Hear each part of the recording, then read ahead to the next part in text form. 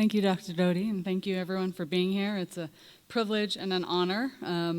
I, as many of you who are out here, have been open and generous about speaking with me and agreeing to participate in this meeting with cold calls and cold emails, and I'm just delighted and humbled and overwhelmed with the magnitude of intellect and motivation and agency in this room. So thank you, everyone, for joining us in this endeavor.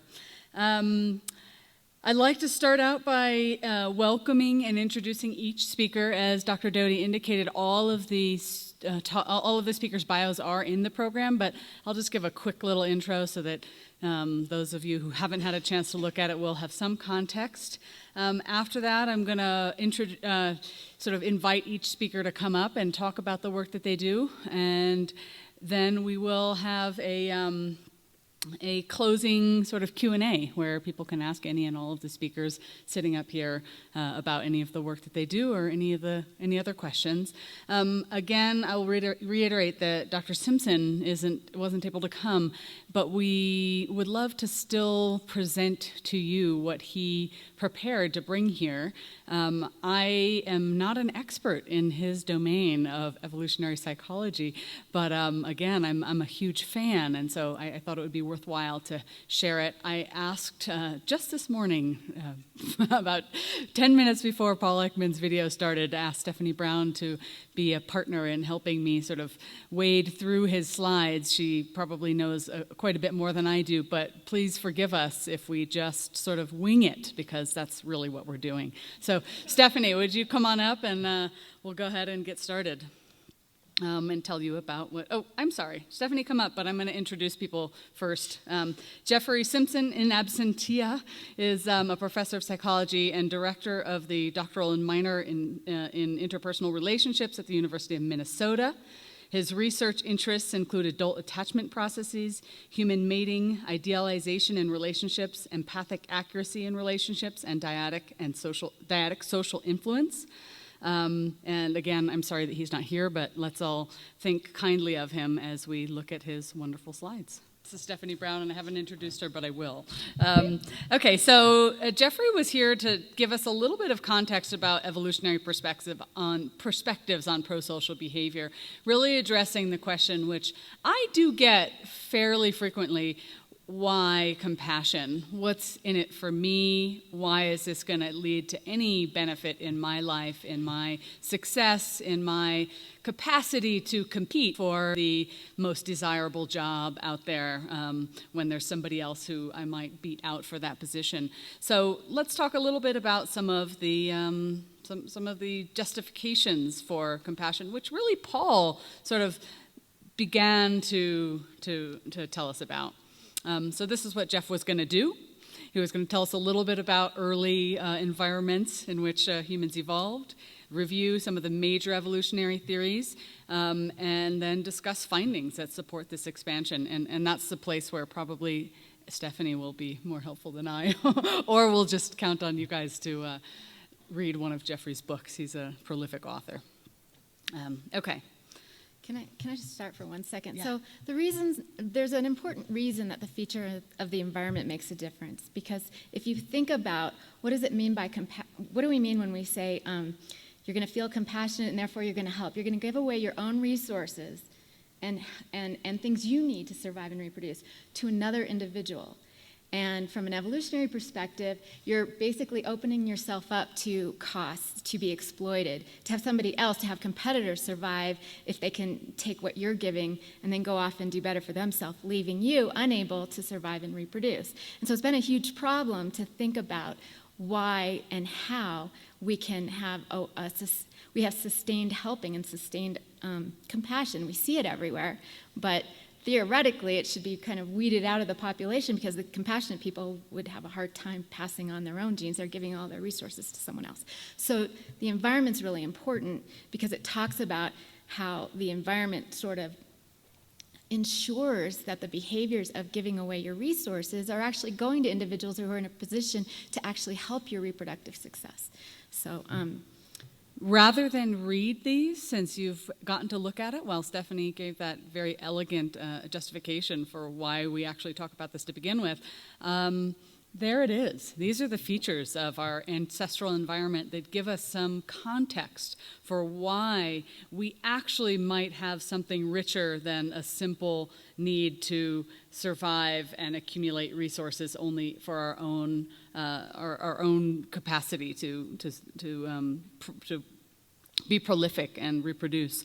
So what Jeff lays out are these sort of various bullet points. We were biologically related to most of the other people in the tribe or group members.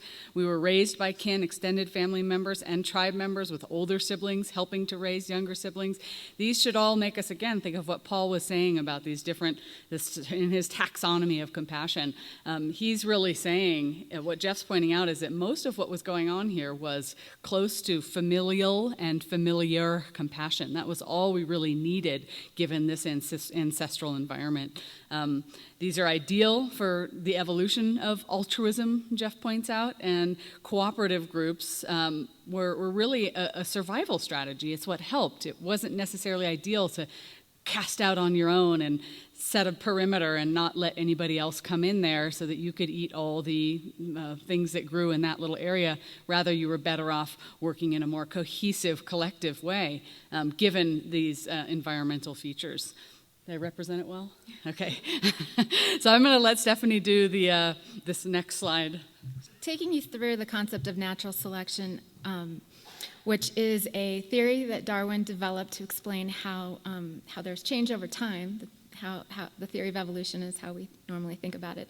And it focused on, he says, the survival of the fittest and individual reproduction and differential reproduction at the level of the individual. The idea is that when we think about natural selection, we typically interpret it as those individuals who were able to get the most resources for themselves and able to not just survive, but pass on their genes and get their genes to survive into the next generation and pass on their genes. That's what we see today, essentially. We see behaviors representing a physiological or neural circuits that were adaptive in the past that led to better survival of offspring and reproduction of offspring. So sometimes we get confused when we think about survival of the fittest because we think about it in terms of survival. And really survival is really just a means to an end, to passing on common genes. And the key point of Darwin is it's about the fact that we want to pass on common genes to the next generation, not that we just want to survive. So the natural follow-up to that is the construct of inclusive fitness. And inclusive fitness really... do you want me to say just something? Yeah, please. Let me just explain why we want to even talk about inclusive fitness. So one of the limitations of Darwin's theory was that because it was focused on individual survival as a means to reproduce, it was really inconsistent, despite some of those quotes that you saw from Paul Ekman. Overall, because Darwin recognized the great sacrifice, but he couldn't quite figure out at his time how it is that you get this massive sacrifice in humans when it's all about individual survival and reproduction. Why do you see helping behavior at all? So Hamilton came along and developed the concept of inclusive fitness to explain how even the behavior of helping and sacrificing could have promoted the survival and reproduction of your offspring through shared genes.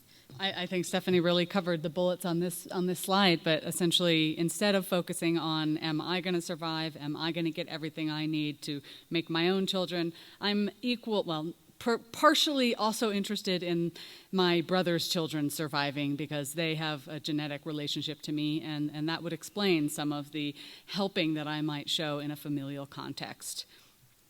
Okay, so Dr. Simpson went on to sort of expand this circle of potential explanations, theoretical explanations for helping from an evolutionary perspective by bringing to the forefront the construct of reciprocal altruism. So reciprocal altruism, which was really sort of formulated by Trivers in the 70s, was a further mechanism for explaining why people would engage in cooperative behaviors with people with whom they didn't share any genes, right? And we still see that. We're not only having familial compassion, sometimes we're having familiar compassion. We're helping people who are friends, who are close, who we think at some future time might present an affordance to us with regards to benefit when we need help, when we're in a moment where we don't have the resources we need. So that basically, let me see what's he. Trivers says that the benefits of reciprocal altruism are expected to increase as individuals become mutually dependent with one another. And Trivers did state that feelings such as the moral emotions and sympathy evolved for this purpose to help increase the benefits of reciprocal altruism between non-kin. The next slide is going to bring up a construct that is actually, and many of you out here might know this, that there's some significant debate amongst experts about what this means, the idea of group selection, whether it is a useful or valid explanation to begin with. It's, in my opinion, very important to kind of know what the story is to the extent that we can explain it. I'm sure Jeff would do a better job.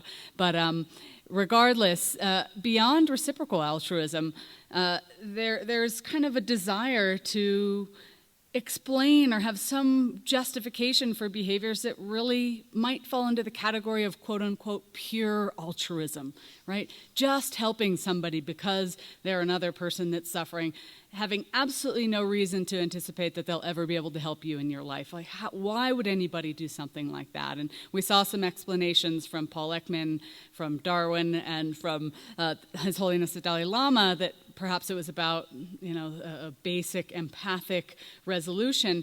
But another theory is that it has to do with the advantages that cooperative behaviors confer upon a group. Okay, so that gives rise to this idea of group selection, that if members of a group behave in a cooperative way, the group as a whole has a greater capacity for survival, reproduction, passing along of genes, and this would explain in part why we have experiences like empathy, compassion, and altruistic behavior. Help me out. So there's great controversy even today about whether group selection is a plausible explanation for compassion and altruism, not whether you might have some level of influence on behavior or even genes at this higher order level of thinking about it. So David Sloan Wilson, for example, will talk about what he calls multi-level selection to kind of bypass the problematic idea that that groups who are cooperative are going to out-reproduce groups who are not, because here's the problem with that, and this is why there's some controversy. The groups that are cooperative, imagine being in one of those groups, but imagine not feeling like you want to prioritize the group goal, and instead you're more concerned about your own children. That you end up, instead of going out on the hunt with the members of the other males in the group, or say you go out on the hunt, but when it comes to the danger, you kind of hold back, and you prioritize staying alive to continue investing in your own children. The point that's made since the concept of group selection evolved is that, when it comes down to it, if there were individuals who were behaving more in this inclusive fitness model, who are acting to prioritize their genes, they would always out-reproduce anyone who was not doing that. So in these big groups, that the benefits of inclusive fitness ways of thinking, the benefits of kin selection, these kin favoritism algorithms have much more power to explain cooperative sacrificial behavior than anything that you would do where you would sort of ignore your genetic interest for this larger group. And the way to get around that is to stipulate groups that where there's no migration, where there's much more competition with other groups to survive and to have your group survive and reproduce than there is within your group, where you can't have these freeloaders or free riders. So the point is, there's still a lot of disagreement about whether you can take something like group selection, or multi-level selection, group selection, and have it account for something as pervasive that we see today as compassionate behavior directed towards strangers, basically. So it's not the question of whether there's some influence. There's probably some influence, but whether that influence has the power to explain it all. But again, this issue sidestepped by calling it multi-level selection, saying, okay, let's take it all together. Let's take natural selection, inclusive fitness, thinking about higher order kinds of selective processes, and down to the gene. We'll put it all together and we'll call it multi-level selection. So the last radial section on this bullseye of evolutionary explanations for prosocial behaviors is something that Dr. Simpson calls gene-culture coevolution, which I suspect falls under the umbrella of multi-level selection. And bringing in culture then is another force. So what Dr. Simpson wanted to point out is that cultural norms have the potential to influence behavior and access to resources and dynamics, interpersonal and social dynamics, in a way that can influence how groups survive, and that these can sort of co-arise with genetic influences to afford certain success, evolutionary success. So he goes on to sort of tell us a little bit about what cultural practices are. So to give you some examples, there are concepts, let's see, I'm not sure if he's going to call it that here, but you can think about sort of our rules that we implicitly know, where we're going to punish people who cheat. Like if somebody cheats on an exam, you might have other students, be really uncomfortable by that. The idea that we're constantly policing and monitoring one another is an example. They talk about this as an example that there are these sort of higher order forces shaping our behavior, because just from an evolutionary perspective, from a gene-centric view, why do we care what someone who's not related to us is doing, whether they're cooperating with someone else or cheating someone else, if they're not really related to you? But there are countless examples of reading in stories in newspapers of people doing the wrong thing, and it bothers us on a visceral level. Why are we having this emotional response? And so the cultural influences, group selection influences, are thought to be the way that we can account for this kind of behavior that's a little more difficult to explain in the case of kin selection. On this slide, Dr. Simpson really sort of gives some stronger evidence to point out how aspects of our modern human culture do sort of fit into this gene culture coevolutionary theory, in that we do readily conform to group rules and norms, as Stephanie was just laying out an example of. We are pretty good at distinguishing our in-groups from our out-groups and acting on these distinctions, and we punish persons who violate norms and rules in a pretty consistent manner. So he continues with some data from social psychology, which is fun and interesting to think about, which really highlights this behavioral tendency amongst us, amongst humans. We do conform, and there's wonderful studies showing how easy it is to get people to conform to norms and peer pressure or social pressures, even if groups aren't really meaningful. They're not about a familial relationship, but simply you've been assigned to team owl versus team raven, and suddenly you feel more cohesive with the group, other people in the group to which you've been assigned, and competitive towards those who you have not been assigned to. So we do demonstrate these sorts of behaviors that are consistent with this sort of gene cultural coevolutionary theory. We're really good at knowing who's in our in-group and who's in our out-group, and our perceptions, our basic social interpretations, our levels of empathy are influenced and moderated by these judgments. There's some wonderful work from Jean Dossetti showing in an empathic context, if you show suffering to subjects in an fMRI scanner, and it's a person who is suffering from the symptoms of AIDS, and they've gotten it because of an accidental blood transfusion in one condition. In the other, they've gotten it because of intravenous drug use. And he looks at the neural response to that.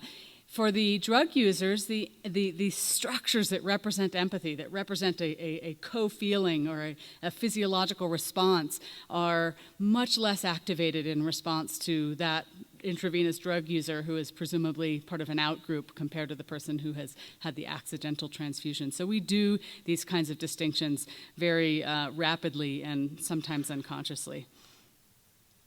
I mean, this is just what I was talking about before, that people display a term that's been used as strong reciprocity. And it's to illustrate the fact that there's no real good reason to continue to punish individuals when you're just hurting yourself or your reputation. To continue to, I mean, when we go into battle, when we attempt to harm others, we're actually harming ourselves in some way and exposing ourselves to risk. So, like, the rational thing to do would be really to kind of avoid going into battle in the first place, or again, when you go and you try to punish cheaters or point them out, or whistleblowers, they're huge hits to reputation, right? So why do we feel these moralistic impulses to really do these things that seem to go against our own self-interest? And so strong reciprocity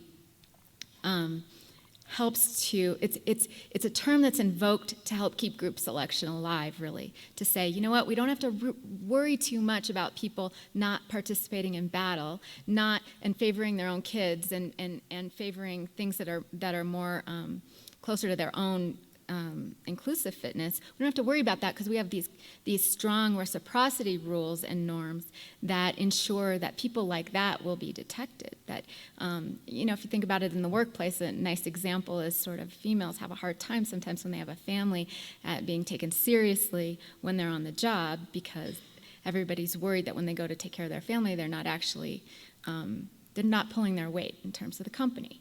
And there are many people who get upset about that. And why are they getting so upset about that? And why? It's basically saying this tension is dealt with, it's handled by the existence of these norms that compel us to engage in this strong reciprocity. We're going to make sure people cooperate, and we're going to make sure we punish people who don't.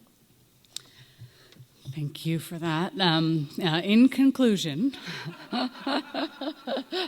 I think we've done a pretty good job channeling Jeff Simpson. Thank you. What I liked about the end of Jeff's talk was that he opened the door to the possibility that we don't need to ally ourselves with one of these Darwinian or one of these evolutionary explanations. That rather there are the potential that multiple explanations can be taken, and I guess this is consistent with multi-level selection. That you can cobble together the patterns of behavior that we show by taking into account several of these theories. In one synergistic way. So he lays out inclusive fitness, reciprocal altruism, and then gene-environment coevolutionary theories, and closes with, given the many obstacles to survival and reproduction, humans should have evolved to take advantage of multiple routes to enhancing their fitness. So hopefully that's been informative. Thank you for your patience and support. And thank you, Stephanie. Sure.